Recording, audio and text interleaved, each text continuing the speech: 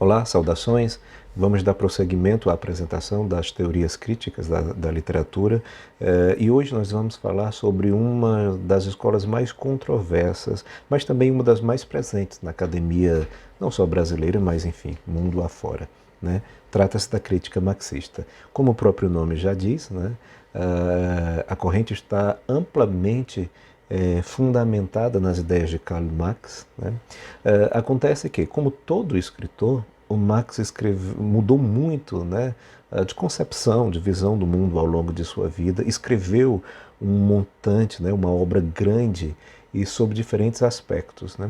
Como essa corrente foi se ramificando, né, ou seja, tem adeptos que preferem abordar determinados aspectos da obra de Marx, outro desenvolver, né, ou, enfim, aspectos diferentes. Então isso fez com que fossem brotando, nascendo correntes marxistas, mas de orientação tanto distintas, a ponto de, em um determinado momento, uma negar a outra, né?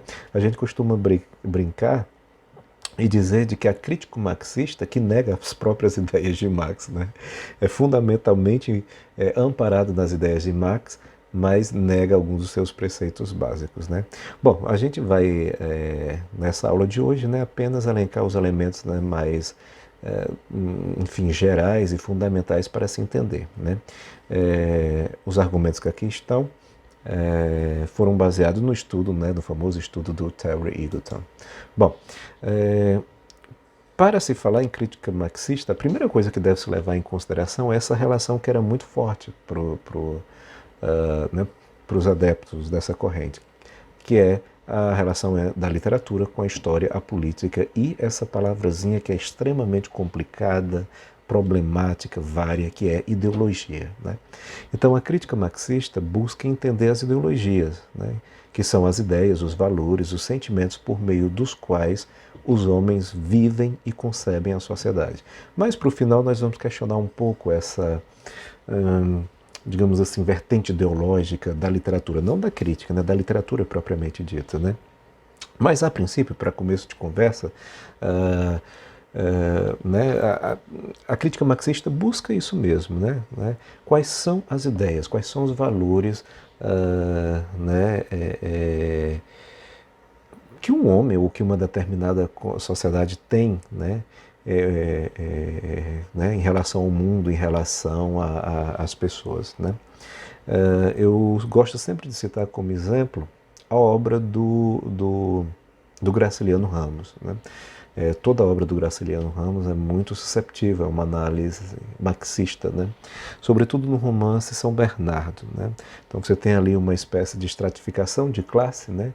Uma mudança de perspectiva no foco, não no foco narrativo, mas na visão de mundo, né? Porque Paulo Honório é um empregado que sofre todos os malefícios do seu patrão, né, mal pago, apanha, tem um regime de trabalho absolutamente brutal e, evidentemente, ele sonha se libertar desse mundo opressor, né? O próprio trabalho, né, as condições de trabalho oprimem. E ele vai, né, ganhando dinheiro aos poucos, conquistando território, comprando pequenos pedaços de terra, até se tornar um grande fazendeiro, né? Acontece que, à medida que Paulo Honório vai enriquecendo, ele vai assumindo a postura do dominador, a postura do proprietário, né? Então, por que essa obra é interessante, né? Para ver exatamente essa mudança, né? Quais são os valores que Paulo Honório tem, né? De fato, ele, né?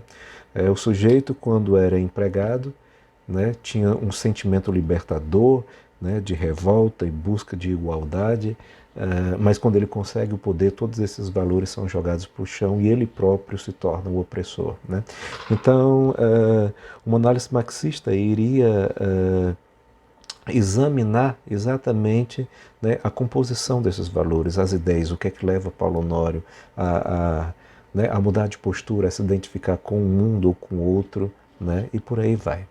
Compreender, outro elemento importante, né, é compreender as formas, estilos e significados como produtos de uma história específica, né? É muito conhecido o trabalho do Georg Lukács, né, ou Lucas, como alguns chamam, a teoria do romance, né, no qual ele desenvolve a tese de que o romance romântico é a nova epopeia, digamos, a epopeia burguesa, né? A epopeia não existem meios, né, de se sustentar, né, do século até o século XVI, XVII e aí em diante, né? Porque a epopeia é uma forma criada para um mundo específico, que é o mundo calcado naquela sociedade grega, né? Então ele exige um certo senso de totalidade, né? Se vocês lembrarem, Ulisses é incorruptível, né? Ele passa incólume pela tentação dos homens, dos deuses, das musas, né? Penélope é um exemplo de mulher, né?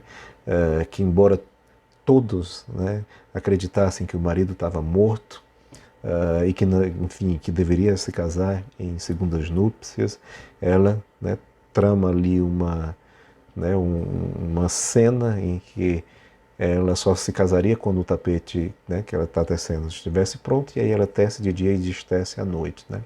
Então esse tipo de mulher, esse tipo de homem, esse tipo de sociedade, esse tipo né, de teocracia, né, os deuses todos organizados, cada um com sua função, não existe mais, né?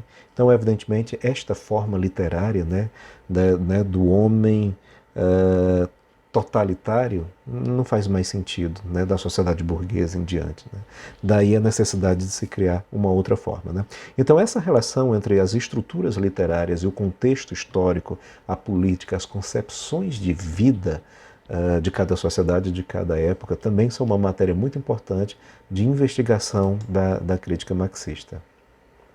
Bom, a teoria geral parte, né, como o próprio nome já diz, dos próprios estudos de Marx, né, sobretudo no que se refere à relação da base com a superestrutura, né. Então, segundo Marx e Engels, a produção de ideias, conceitos e consciência, né, nesse terreno se insere as artes, a literatura, está diretamente ligada às relações materiais do homem, à linguagem da vida real.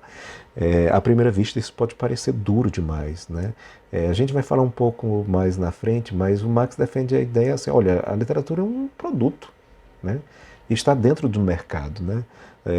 Nós que gostamos de arte, que somos profissionais, né, dessa área, parece que, né, queremos criar uma áurea, né, um tanto romântica, né, muito idealizada, né, de a literatura como se fosse algo incorruptível, incólume, algo que está, né, além de qualquer banalidade, né? E nos esquecemos que ela é um produto como qualquer outra coisa, né?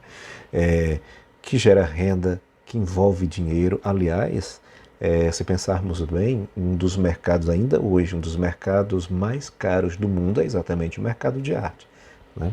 Então, produção de grandes pintores, escultores, né, vale milhões, né, milhões de euros, de dólares e tal, né?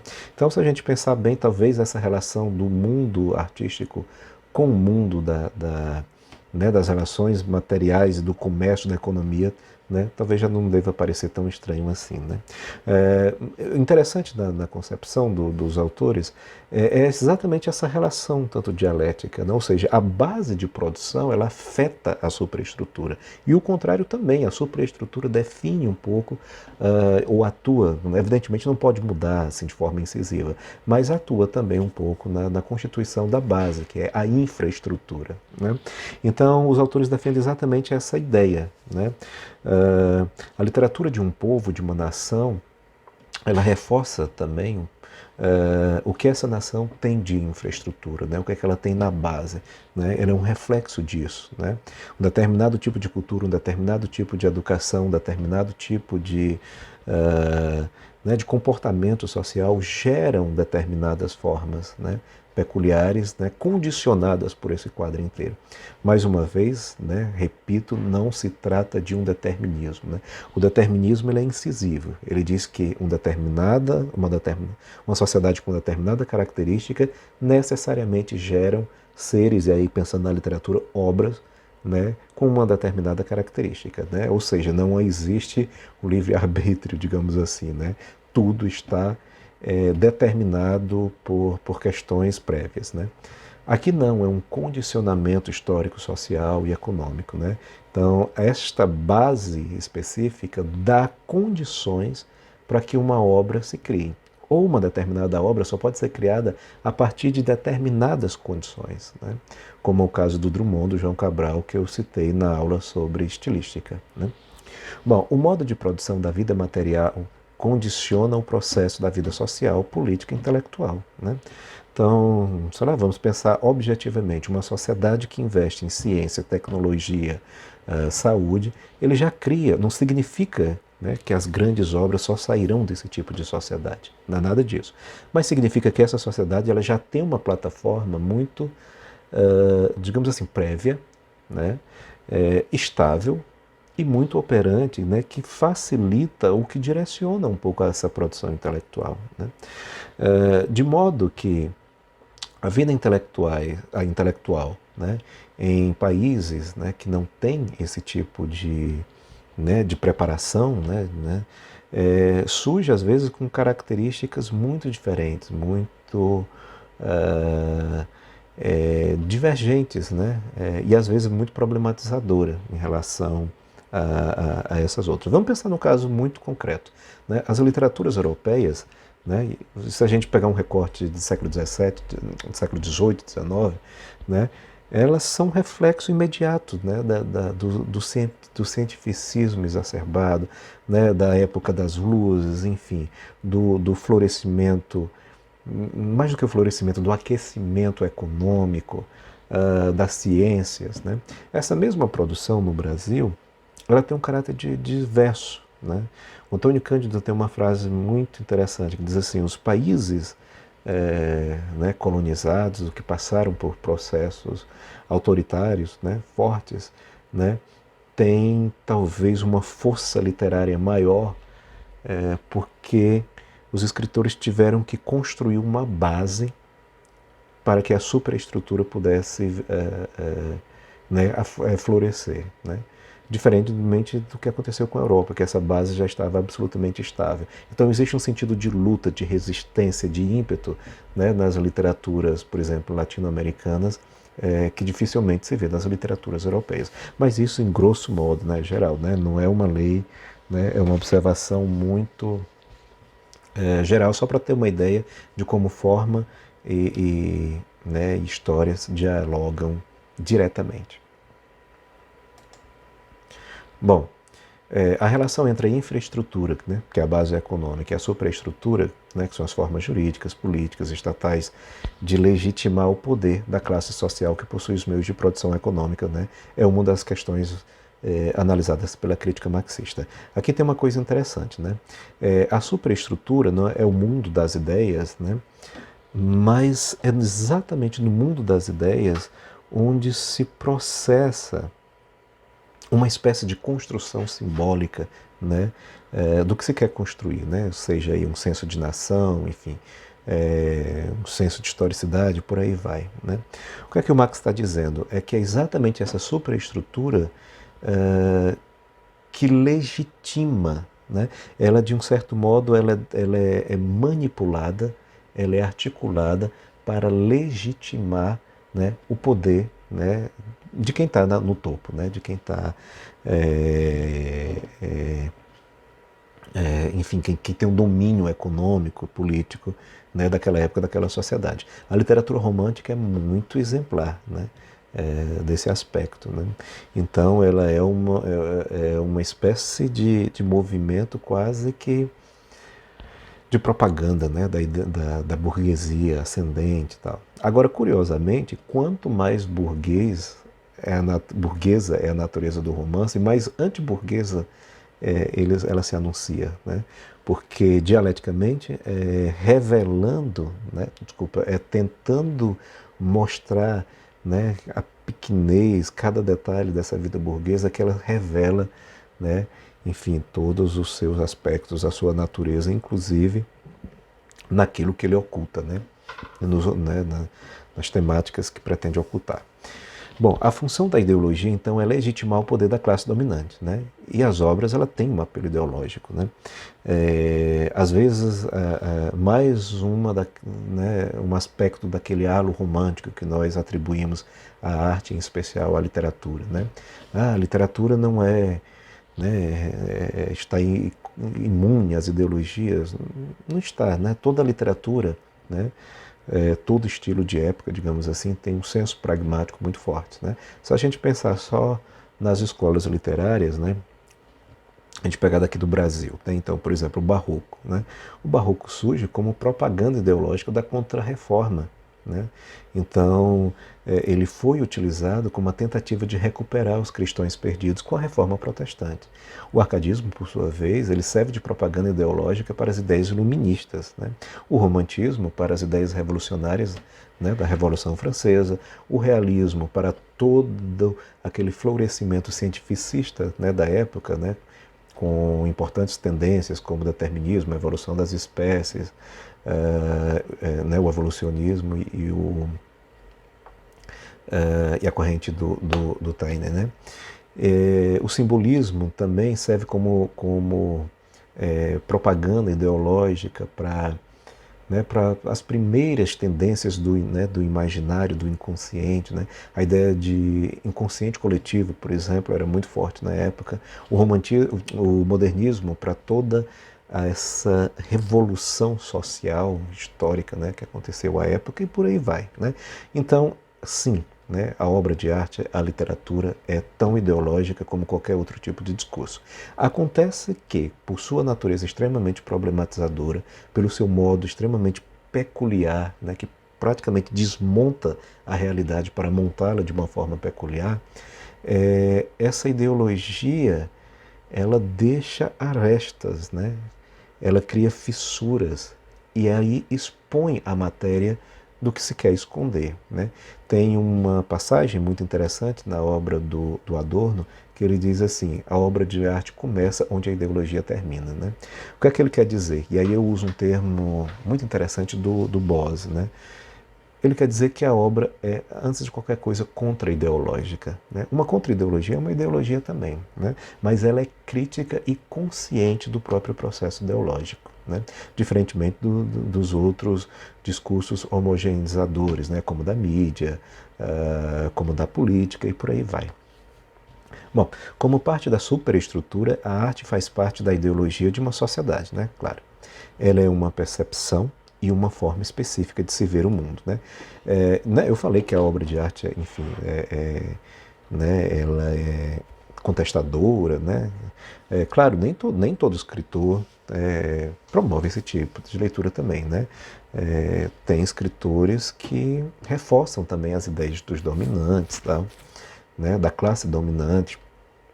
E aí cabe ao crítico, né, fazer essa análise mais apurada, né, ver até que ponto a ideologia interfere na produção literária, né, de um autor ou de uma época.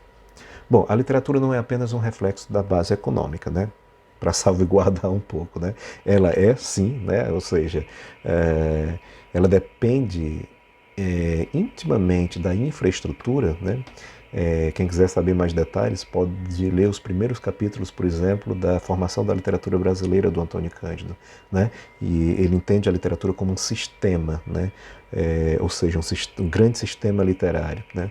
Para a literatura nascer, né? Para entendermos efetivamente, né, o fenômeno literário, é preciso ter um emissor, uma mensagem, um receptor, um modo de produção que funcione, uma circulação de obras, né, um círculo leitor especializado que entenda, que decodifique, que passe para o outro esses conceitos. Né, e só uma base econômica sólida de uma sociedade pode permitir esse tipo de coisa. Né? Mas ela não é somente isso. Né? Ela não muda o curso da história, mas é um elemento decisivo na mudança. Né? Então é só ter uma postura mais, como eu posso dizer, mais dialética mesmo, né? Mais ponderada. Né? Ela é resultado da base econômica, mas não só isso. Né? Ela pode influenciar, né?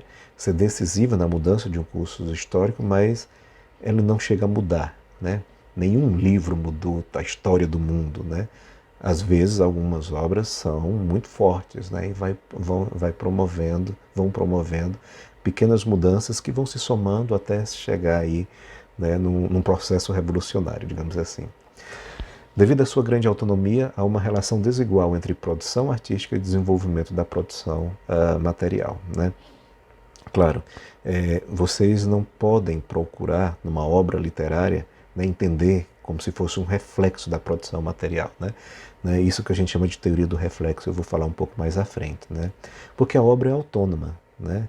É, e ela constrói o mundo à parte, né? A sociedade está ali, né? Mas não está como espelhamento do real, né? Ela está ali transfigurada, decodificada. E eu vou dizer mais uma coisa, na maioria das vezes, a leitura da sociedade na obra literária está mais nas estruturas do que no tema propriamente dito. Um exemplo claro, José de Alencar, né? Todo mundo fala, né? Você pode pegar qualquer manual de história da literatura e você vai encontrar lá a informação de que a obra do José de Alencar era um reflexo preciso, né, direto da vida social brasileira, né, à época. E quando você vai ver, né, conferir relatos históricos, confrontar com outros textos, essa realidade parece não né, se coagunar de forma muito equânime, né? Então você pega lá, sei lá, a sociedade burguesa ali, né, né, toda rica, pomposa, bem, né, bem estruturada, coisa, né, que sabemos que na época não era. Os índios de José de Alencar são extremamente idealizados, né? São super-homens, digamos assim, dotados de força, de virtude, de prestígio, né? De uma beleza exuberante. E basta comparar com os retratistas naturalistas, né? Trazidos pelo imperador, em imagens vocês vão ver um descompasso muito grande entre um e outro, né? Se a gente entende os naturalistas como uma espécie de registro histórico, né? O índio do José de Alencar, né? Como do Vitor Meirelles na pintura, né? Nada, pouco ou nada tem a ver com o que nós encontrávamos né? Na época.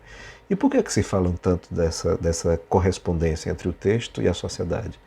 Porque a sociedade brasileira, né, que era o desejo de independência, o senso de brasilidade, né, a exuberância da natureza, que sempre foi muito ostensiva, né, no nosso povo, aparece como estrutura, né, como recurso linguístico, né, como operador de discurso. Né.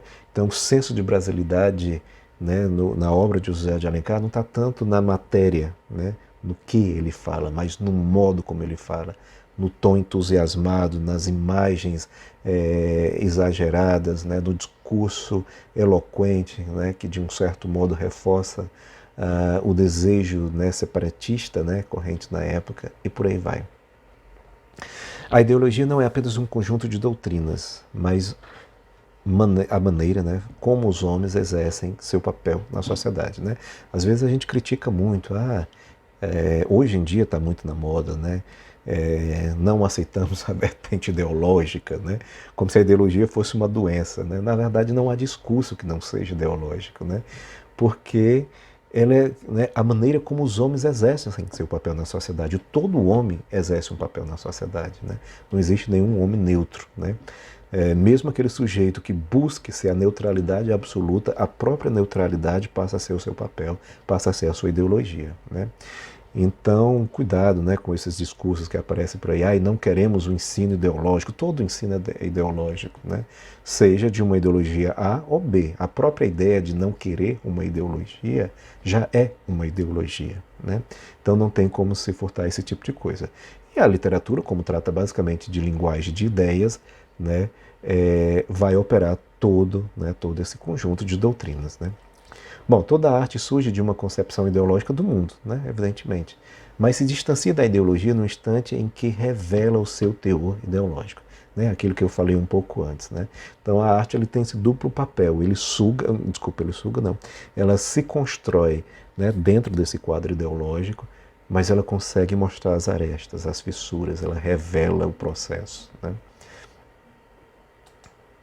Tem um poema muito bonito, né, de uma poetisa potiguar chamada Zila Mamed, né, se vocês quiserem procurar depois, se chama A Construção do Arranha-Céu. Construção de um Arranha-Céu, um soneto pequeno, né? E é isso, é um poema, né, onde ela vai descrevendo um pouco a construção de um arranha-céu. Né? Nós estamos adaptados a ver os lindos arranha-céus, né, depois de prontos, na sua estrutura magnífica, né, de concreto armado, de cimento, de metal. Né? Alguns deles são absolutamente impetuosos, né? São grandiosos. Né? World Trade Center, né? Você vê aquilo e tal, né?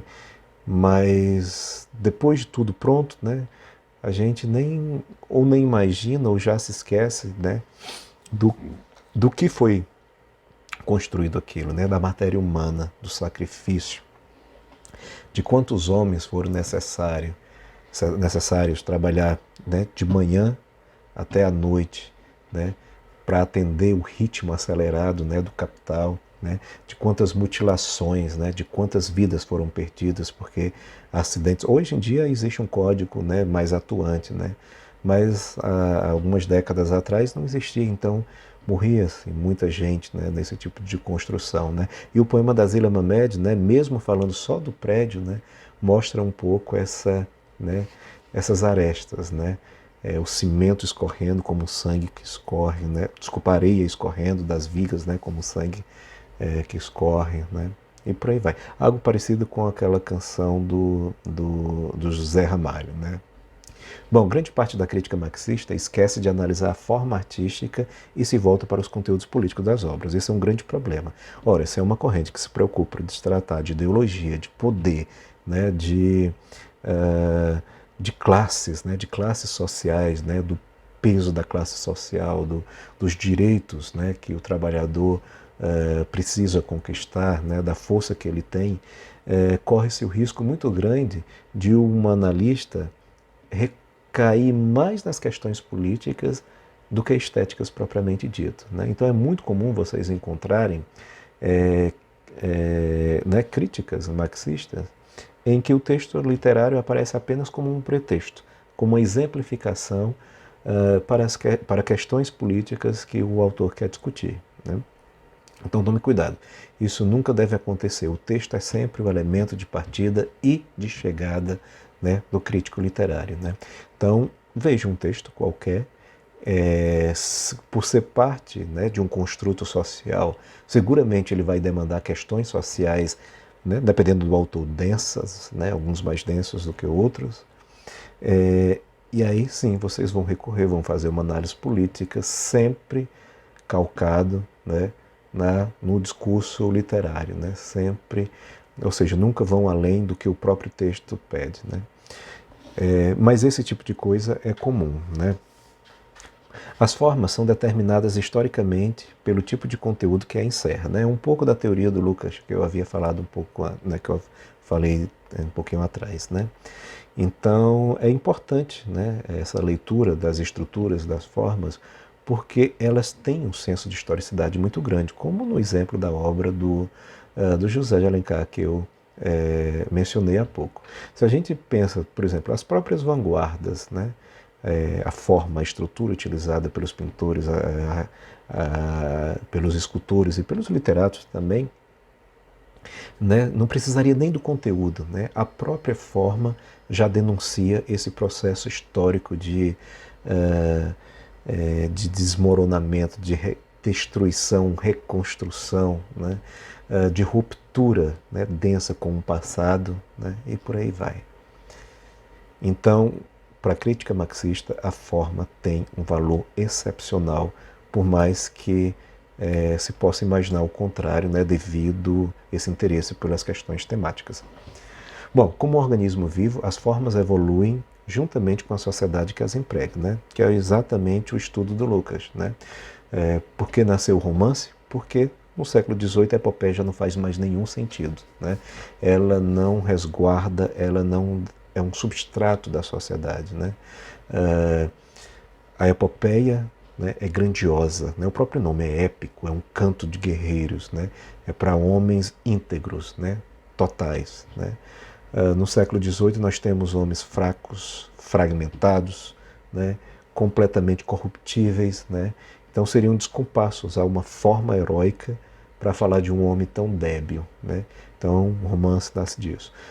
Se nós percebermos na poesia, ela foi se tornando cada vez mais curta. A narrativa também, né?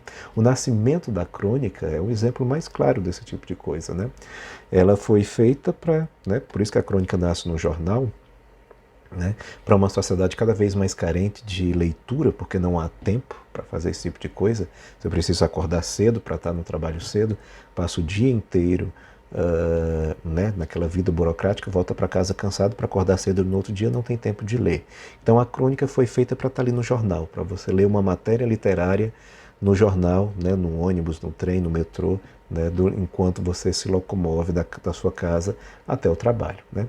E as formas literárias, nós vivemos um tempo né, de cada vez menos, né, a gente tem menos tempo para leitura, para tudo, né? Então com isso os poemas também foram encurtando muito, né? Então é muito mais comum vocês encontrarem hoje formas literárias muito mais curtas, né, do que, né, há algumas décadas ou séculos atrás, né? Os poemas românticos, por exemplo, são enormes, né? São, né, 5, 6, 10 páginas, né? Às vezes é um livro inteiro um poema só, né? Da modernidade para frente essa coisa foi mudando, a ponto de chegar a exemplos, né? Por exemplo, o poema Amor, do Oswald de Andrade, que tem uma palavra só, humor, né? Ou a ponto de apagar por completo a palavra e se tornar uma imagem, né? Como foi o caso dos concretistas, e por aí vai. Avanços significativos na forma literária resulta de mudanças na ideologia. Claro, não haveria, por exemplo, a forma, né, o verso branco, se não fosse uma ideologia de libertação, de renovação muito intensa, né? A literatura vivia aprisionada, né, a poesia, né, sobretudo, né, naquelas caixinhas, né, que o verso deveria ser milimetricamente contado, né, metrificado, né, rimado, né, a rima era um princípio basilar da poesia, e de repente você tem uma mentalidade de abertura, né, de renovação, né, de desconstrução muito forte, né, e as formas vão mudando, né. Então o verso branco né, na poesia é um indício forte dessa mudança ideológica no plano social, cultural, político, né?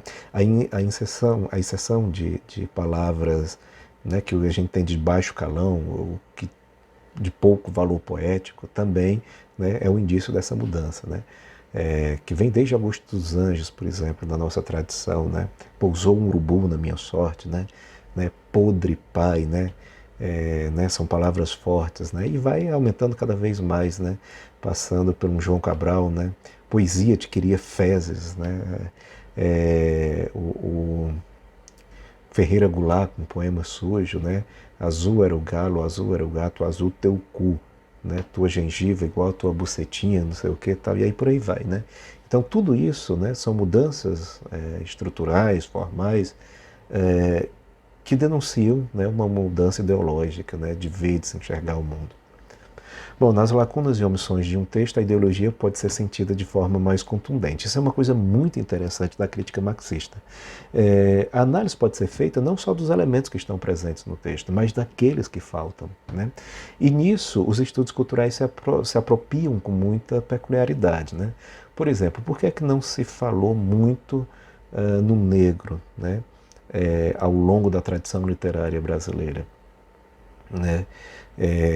No negro como protagonista, eu digo, né? Quando ele aparecia era como escravo, né? Ou como um tipo, né? Um personagem tipo completamente estereotipado, né?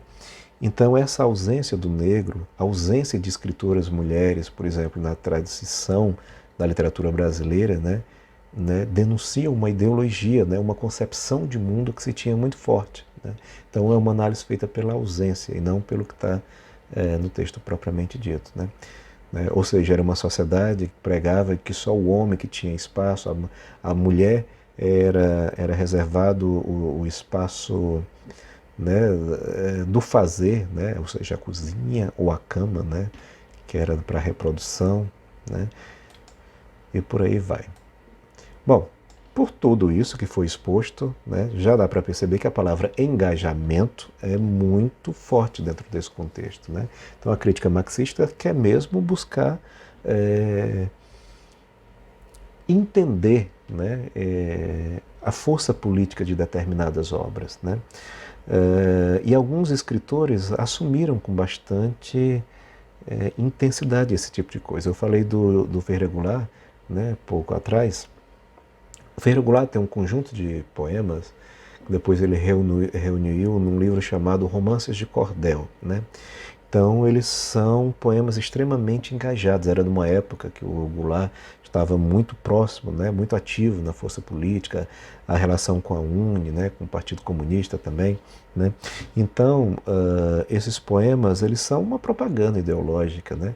Alguns deles até bastante panfletário, né? Quase que uma propaganda vazia assim do proletariado, né, sem muita acuidade crítica, digamos assim, né? Ou então com uma força política, com uma mensagem política muito forte, mas com uma qualidade estética, né, um pouco em dúvida, né? Bom, guiados por uma espécie de romantismo revolucionário, alguns críticos marxistas buscam na arte o engajamento na causa do proletariado, né, como fez o Goulart, constituído por objetivos coletivos ao invés de individualistas, né? Então isso é uma coisa interessante, né? Também esse finzinho, né? A crítica marxista normalmente se desdobra sobre aspectos da coletividade, né? Dificilmente ele vai analisar a poesia lírica do Vinícius de Moraes, né? Amo-te tanto, meu amor, a menos que a analise como sendo um caso particular, né? De quase que enclausuramento, né, e esquecendo-se que existe um mundo ali né, cheio de problemas e que demandaria uma voz, né? Ou seja, aquela análise pela ausência. Né? Mas na maioria das vezes as causas que interessam são as coletivas, né? De trabalho, as injustiças, enfim, as revoluções, né? E como é que os escritores, né, constroem a sua obra, né, dentro desse engajamento político e social, né? Então, é como se eles buscam, de um certo modo, na literatura, uma grande propaganda, né? Eles buscam uma função pragmática, né? Despertar a atenção do homem para determinadas causas, né, políticas sociais. E aí é que a gente chega na famosa teoria reflexionista, né? A literatura como tipificador e como espelho da sociedade, né? Os primeiros marxistas buscavam um pouco disso, né, na literatura. O mundo está cheio de problemas, o mundo tem questões sérias a serem resolvidas. Então é absolutamente necessário que a literatura fale desse tipo de coisa, né? Ou seja, a literatura era um reflexo, né, da realidade, né?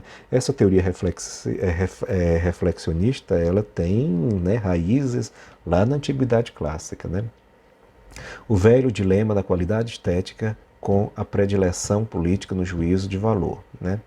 Então, né, eu não diria os primeiros, porque ainda hoje ainda tem gente que faz esse tipo de coisa, né? Mas existe uma vertente que ainda hoje está muito preocupada, né, no nessas questões temáticas, políticas, e acabam esquecendo a questão estética, né? Antes de qualquer coisa, a literatura é um objeto de arte, né? Claro, um objeto de arte tem uma força social, política, cultural, econômica e por aí vai, né? Mas ela é um objeto de arte, ela se calca né, numa realidade estética, né? Então, em momento algum, esse aspecto estético deve ser esquecido, né? Porque senão a literatura passa a ser mero argumento ou documentação do real, né? E não é isso que interessa. Bom, se a imagem corresponde inteiramente à realidade, né, no caso da teoria reflexionista, né, ela se torna idêntica à realidade e deixa de ser imagem. Então não faz sentido muito, né, você entender a literatura como um reflexo exato da realidade, né? Como quiseram os realistas, por exemplo, né? E o Barthes tem uma leitura muito interessante, né? Assim, olha, o que os realistas conseguem, no fim das contas, é um efeito de real, né? Existe um texto do Jacobs também que né, que vai nessa mesma direção, né?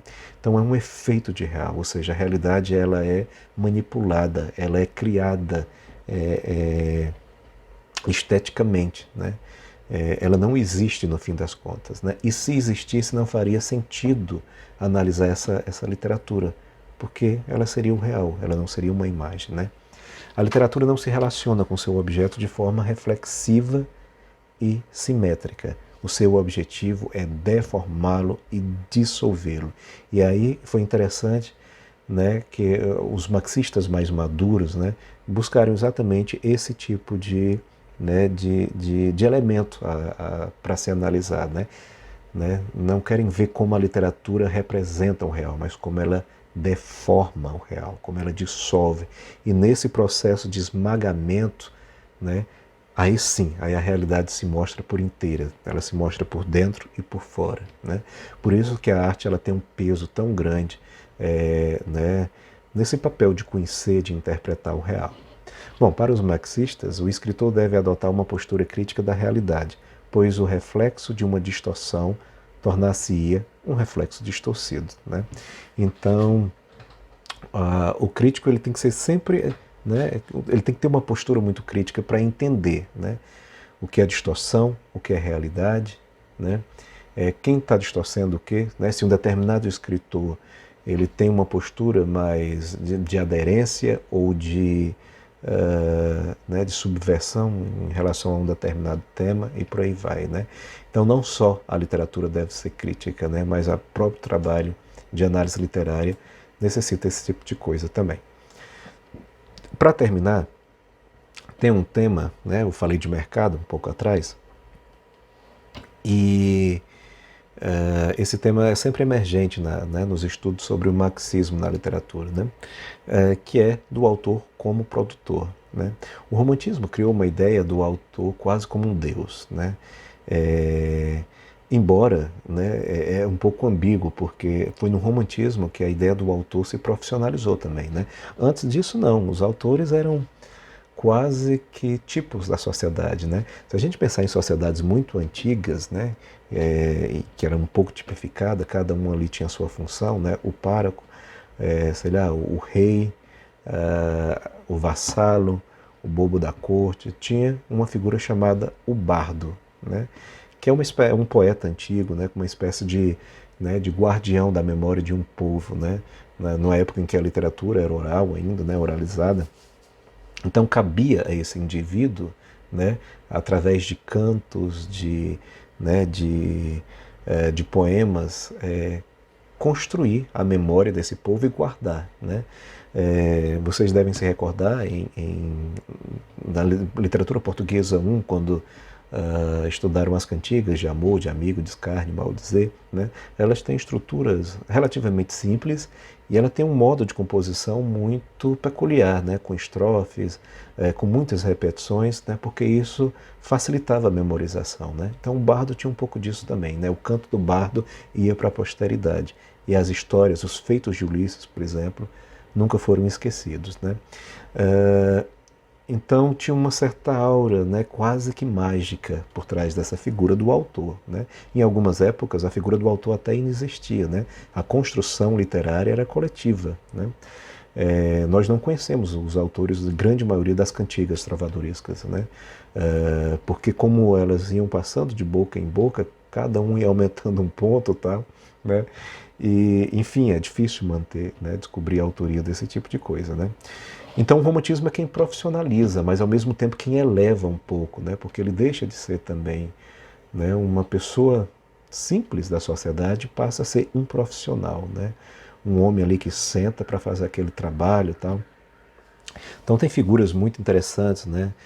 Diz que o Flaubert, por exemplo, tinha uma agenda não, um livrozinho com capa escritos em ouro, né? Para fazer anotações e depois transcrever para os seus romances. O Edgar Allan Poe também tinha uma postura um tanto incisiva nesse aspecto, né?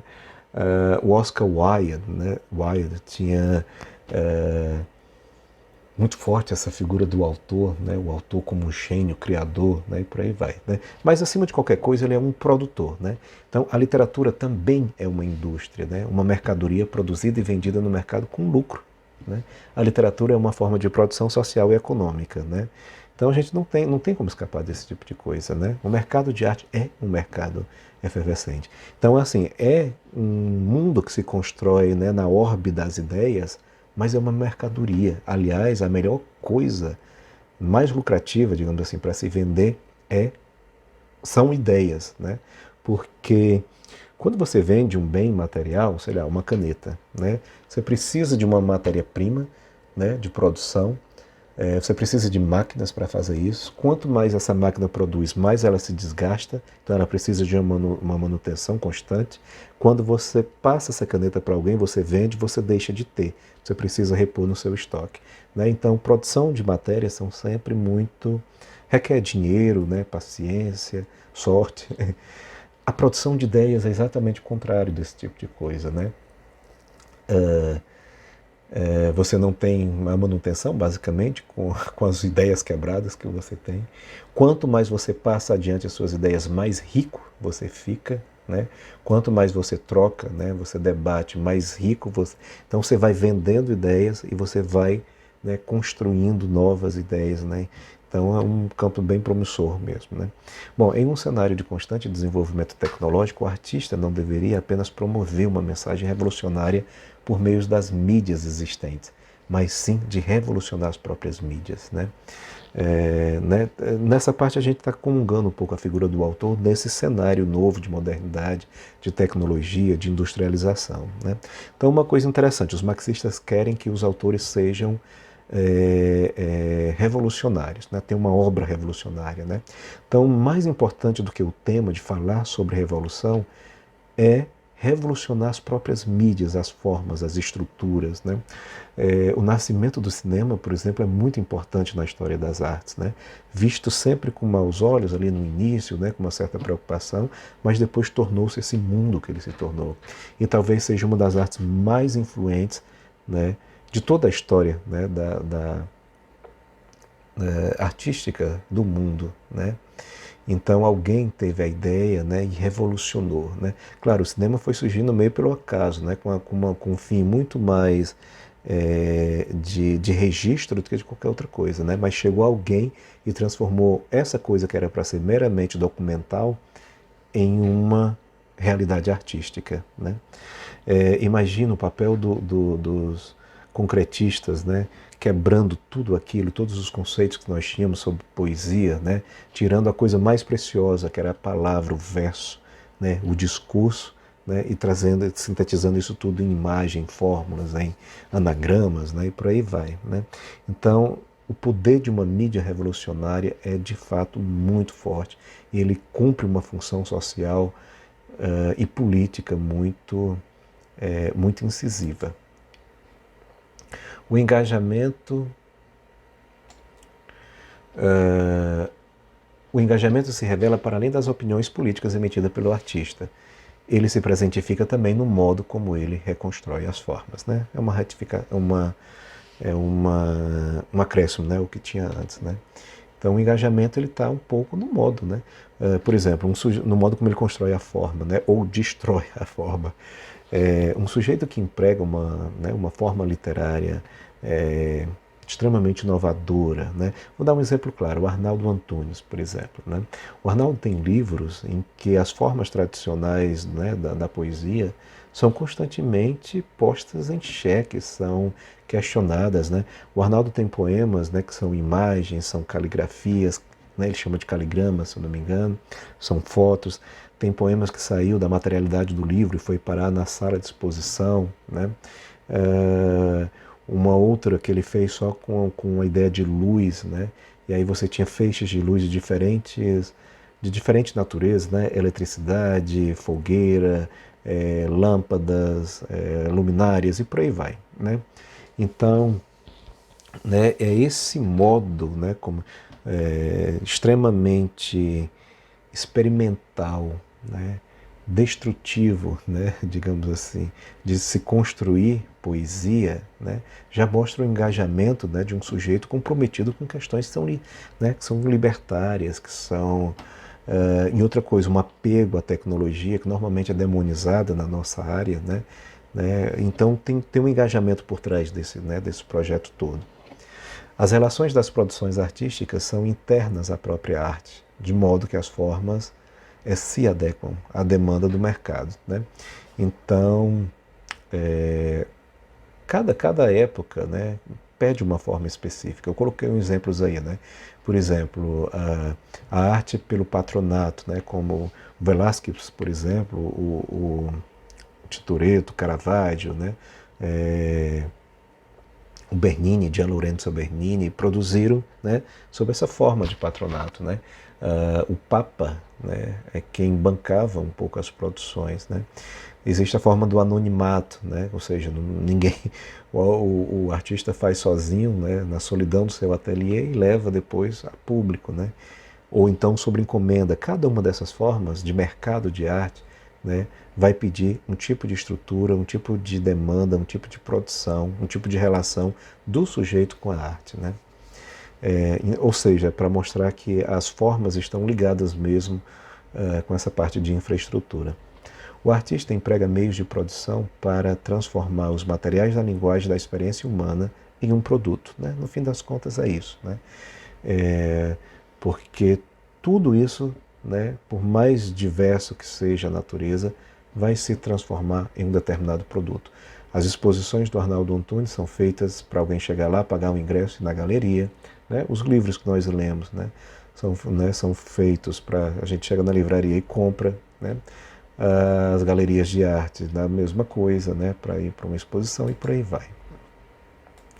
Bom, então, em resumo, o que é que se pode dizer, né, de como a teoria reaproveitou essas ideias, né? Para Marx, a arte é um produto, é isso, né, da divisão de trabalho resultante da separação operada entre o trabalho material e intelectual. Então, isso é muito forte e a gente precisa ter em mente, né? A arte é um produto, né? Produto que nasce dessa relação entre o que está abaixo e o que está em cima, da infraestrutura e do mundo das ideias, né? E eles sempre estão em relação dialética, né? O mundo das ideias reforça as infraestruturas e vice-versa, né?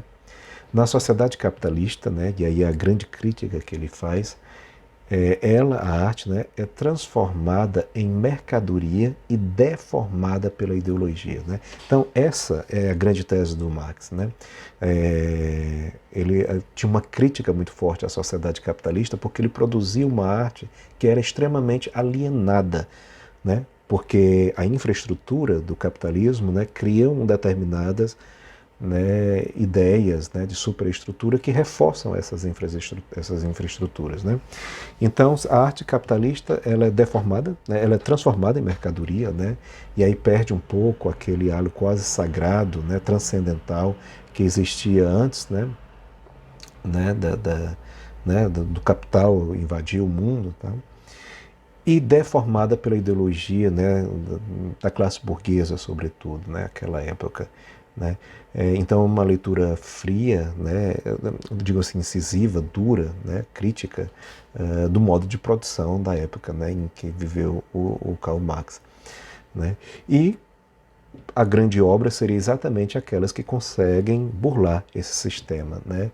E não ser uma mera, né, mercadoria, né, uma coisa de reprodutividade técnica, mas uma obra que mexesse, né, com o imaginário do homem, né, e que conseguisse furar ali os caminhos da ideologia, né, e se, né, enveredasse como uma leitura mais crítica, mais forte, né, da sociedade em que essa obra estava inserida. Bom, meus queridos, é isso, né? Por hoje é só. Aliás, por esse semestre é só, né? Obrigado a todos e até a próxima.